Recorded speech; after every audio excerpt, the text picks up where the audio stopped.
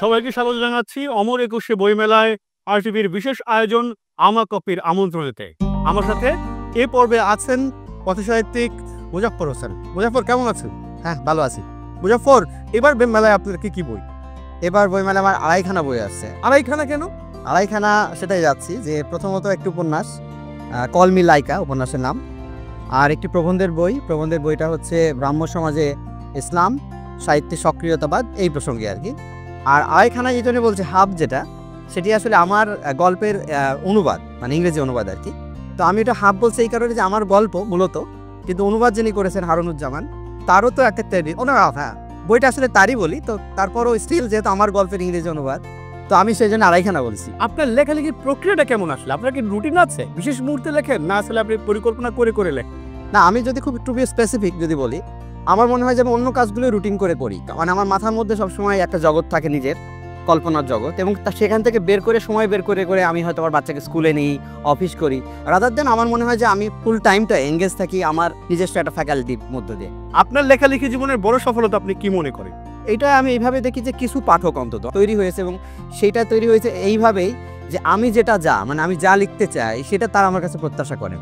তো এইভাবে নিজস্ব চিন্তা চেতনার সঙ্গে ওই যে বললাম যে এক ধরনের উৎসাহ দেয়া, অনুপ্রেরণার জায়গা থেকে কিছু পাঠক তৈরি হওয়া। কারণ আপনি জানেন যে আমি লিখতে চাই একটু অন্যরকমভাবে আমি আমার কথাগুলো বলতে চাই। তো সেইটাকে সাপোর্ট পাওয়া একটা গোষ্ঠীর কাছ থেকে হতে পারে, একটা খুব লিমিটেড, বাট স্টিল আমি তাদেরকে খুব অনার দিই, এবং সেটাকে আমি মনে করি আমার অন্যতম প্রেরণার উৎস।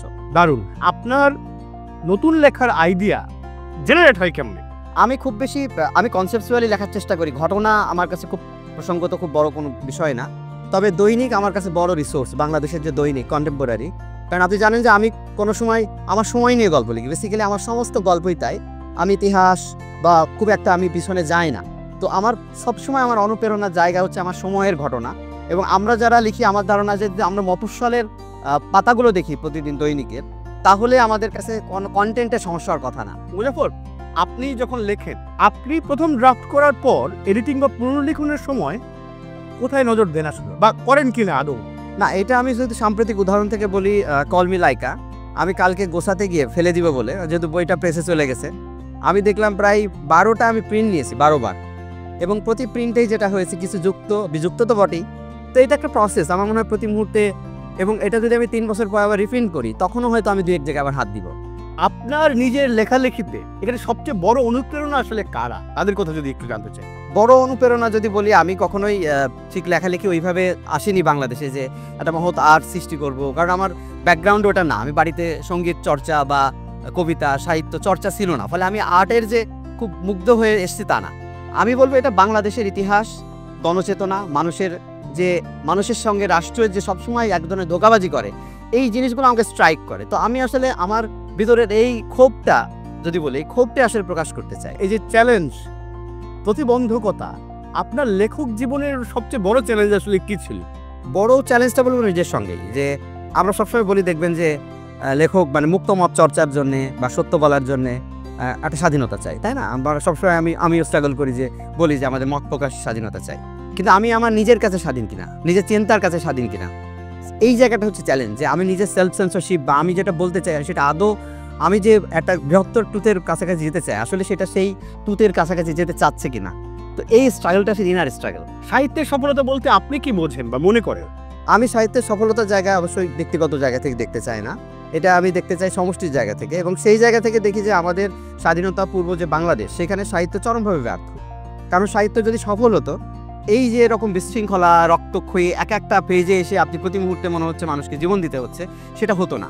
ফলে আমার কাছে মনে হয় সাহিত্যের সফলতা যদি সেই মাপকাঠিতে আসি, বাংলাদেশের সাহিত্যিকরা এবং সাহিত্য ইন জেনারেল বা ইন জেনারেল আর্ট আমার কাছে মনে হয়নি সফল হতে পেরেছে।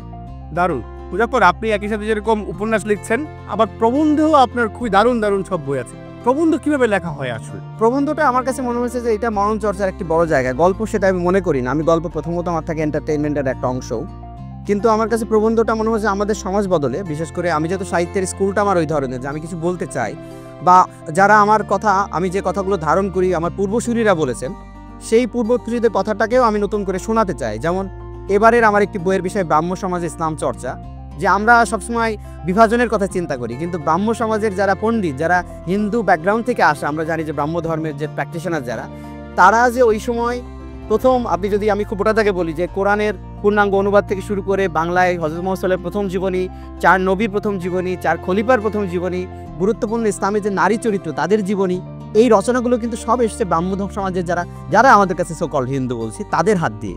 তো আমি কিন্তু আমার মনে হচ্ছে যে এই সমাজে যদি অসাম্প্রদায়িক চর্চাটা বাড়াতে চান, আপনি যদি সম্প্রীতির জায়গা তৈরি করতে চান, তখন কখনো কখনো পূর্বসূরীদের কাছে যেতে চায়, অগ্রজদের কাছে থেকে। তো আমি তাদের কাছে ফিরে যেতে চাই, এবং সেই যাওয়ার প্রক্রিয়াটা আমার কাছে কখনো ফিকশন মনে হয় না। ফিকশন আমার কাছে অন্য একটা চ্যাপ্টার, রাদার দেন আমি তখন ফিকশনের যে নন ফিকশনকে আমি প্রেফার করি। তো সেই কারণে দারুণ, আমি ওই জায়গায় দারুণ। আমি আপনার লেখালেখি জীবনের খুবই সাফল্য কামনা করি। মুজাফফর, আমরা একটা হাইপোথেটিক্যাল প্রশ্ন দিয়ে র্যাপিড ফায়ারে যাই। সেটা হলো, যদি টাইম মেশিন থাকতো আর আপনি যদি আপনার জীবনের কোনো ভুল ঠিক করতে পারতেন, কি করতেন? আমি জীবনে ভুল ঠিক হয় আমি মনে করি যদি আমি ট্রুলি যেতে পারতাম এবং লং ব্যাক, তাহলে আমি লেখক জীবন থেকে অন্য জীবনে যেতাম। এটা আমার সবসময় ফিল করি। এটা একটা টর্চার। আপনি যখন ওই যে বলেন, আপনি যখন ডাক্তার হবেন, ধরেন চর্মরোগের চিকিৎসক, আপনি যে কোনো মানুষ দেখবেন তার সাথে আপনি স্কিনের রিড করবেন যাতে প্রবলেমটা কোথায়। তো রাইটারের যে চোখ তৈরি হয়, সবসময় আপনি সব জায়গায় সমস্যা দেখেন এবং আপনি নিজে একসময় ফেস করেন যে আপনি নিজে অসুস্থ হয়ে গেছেন, কারণ অসুস্থতা ছাড়া আপনার চোখে আর কিছু পড়ে না। তো আমার কাছে মনে হয় যে আমি একটা হ্যাপি লাইফ নিজে লিড করতে চাই এবং আমি বই পড়তে পছন্দ করি। এখন তো পাঠের আনন্দও পাই না, তো সেই কারণে আমি যদি পিছনে যেতে চাই, আমি তাহলে লাইফের ওই জায়গাটা আমি সুইচ করতে চাই। দারুণ মুজাফফর, অনেক ধন্যবাদ আমাদেরকে সময় দেওয়ার জন্য। আমরা র্যাপিড ফায়ারে যাচ্ছি। প্রথম শব্দ মুজাফফর হোসেন। বিতর্ক। প্রেরণা। মা। প্রিয় শব্দ। ভালোবাসা। যে মৌসুমে বেশি লেখেন? রাত্রি মৌসুম। রাত্রি মতো মৌসুম না, আমি এইভাবে বলতে চাই, আসলে আমার কাছে মৌসুম আলাদা করে ধরা দেয় না। প্রিয় সাহিত্য চরিত্র? নিক অ্যাডামস। প্রিয় লেখক? ফকনার। প্রিয় গান? Art song, Michael Jackson. লেখার জন্য প্রিয় জায়গা? নিজের টেবিল। সবচেয়ে সৃজনশীল সময়? বদরা। প্রিয় কবি? এলিয়ট। পিতৃত্ব? উপভোগ্য। যৌনতা? Part of life. অপছন্দ করি? গুজব। বিতর্ক? এসেনশিয়াল। মৌলবাদ? না থাকা উচিত। যা বলতে চাই জোরে? শান্তি চাই। মুজাফফর, অনেক ধন্যবাদ আমাদেরকে সময় দেওয়ার জন্য। প্রিয় দর্শক, আমার কফির আমন্ত্রণে কথা বলছিলাম কথা সাহিত্যিক মুজাফফর হোসেনের সাথে। দেখা হচ্ছে অন্য কোনো একজন লেখকের সাথে নিয়ে এই আয়োজনের পরের পর্বে। সবাইকে অনেক ধন্যবাদ।